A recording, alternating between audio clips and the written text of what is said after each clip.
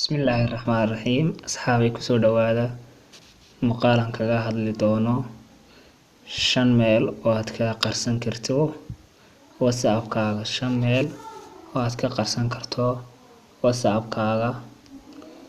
Atawata koobaad waxay noqonaysaa sidaad kaga qarin lahayd xilligii kuugu dambeysay aad WhatsApp-kaaga adeegsatay. sidaas kaga qarin lahayd xilligii kuugu dambeysay aad WhatsApp-kaaga adeegsatay iyo sidaad u qarin lahayd sawirka kuu saaran WhatsApp-kaaga. iyo asxaabay sida aad sawirada soo dhigato status-kaaga aad dadka qaar uga qarin lahayd ama fiidiyoada soo dhigatid aad dadka qaar uga qarin lahayd qaarna aad u fasaxi lahayd. iyo ugu dambeysa oo ah sida aad qof aad uga qarin lahayd fariintiisa aad u akhriyay inuu ku arko inaad akhrisay fariintiisa. haddaba insha Allah tacaala imika waxaan ku guda gelaynaa programkii WhatsApp-ka ayaynu guda gelaynaa. sida markaynu guda galno soo baxaya insha Allah tacaala waxaa ka soo horaan bixi doona halkaa saddexda dhibcood ee ugu sareeya ka soo horaan bixi doona. saddexda dhibcood marka aad taabatid waxa taabanaysa meesha settings ku qoran tahay. settings marka aad taabatid waxaad ka dooranaysaa account meesha ay ku qoran tahay. account marka aad dooratid waxaad ka dooranaysaa insha Allah tacaala privacy oo ah qaybta qarsiinyada ama laga helo dhammaan waxyaalaha la qariyo.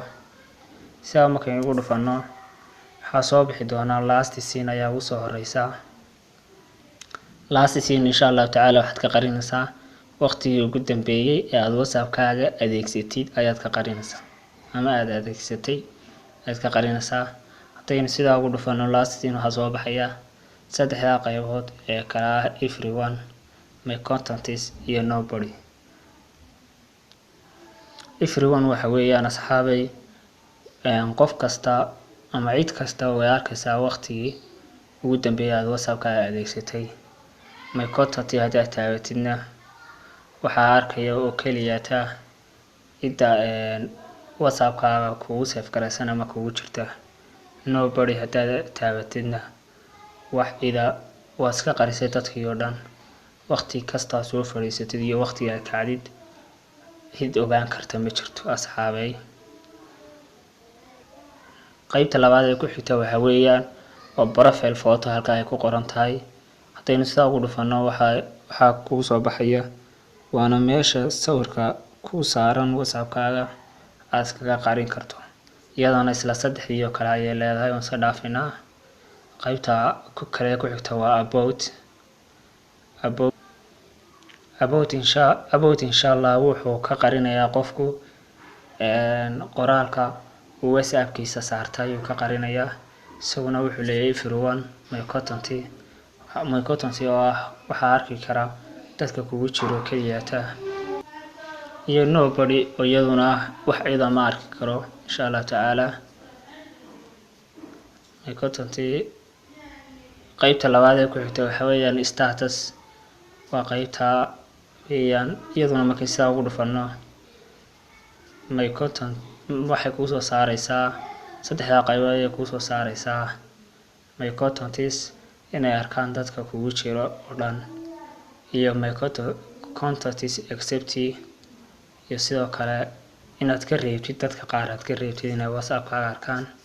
sidaas kale ayaad uga calaamadinaysaa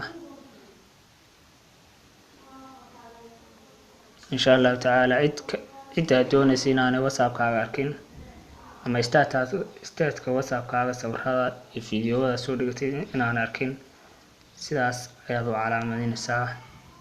kabacdina halkaas tigta saaraysa kabacdina halkan baad ka saxaysaa insha Allah tacaala.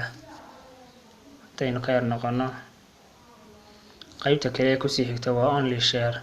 iyaduna tii hore kasoo horjeeda oo cidda aad calaamadsid sidaas kale u calaamadsid ayuunbaa arkaysa status-kaaga. imika oo ka noqonayaan insha Allah tacaala. qaybtan ku xigta ee read ay ku qoran tahay insha allahu tacaala marna tigta ayaad ka qaadi kartaa marna waad ku furaysaa waxaana sheegaysaa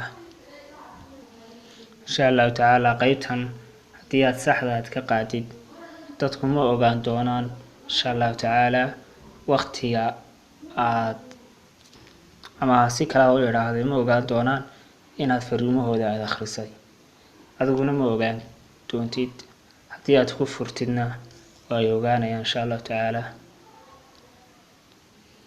haddaba asxaabi waxaynu soo gaarnay gabagabada ayaynu soo gaarnay asxaabi waxaynu iga codsanaynaa subscribe-ta noo saartaan sidoo kale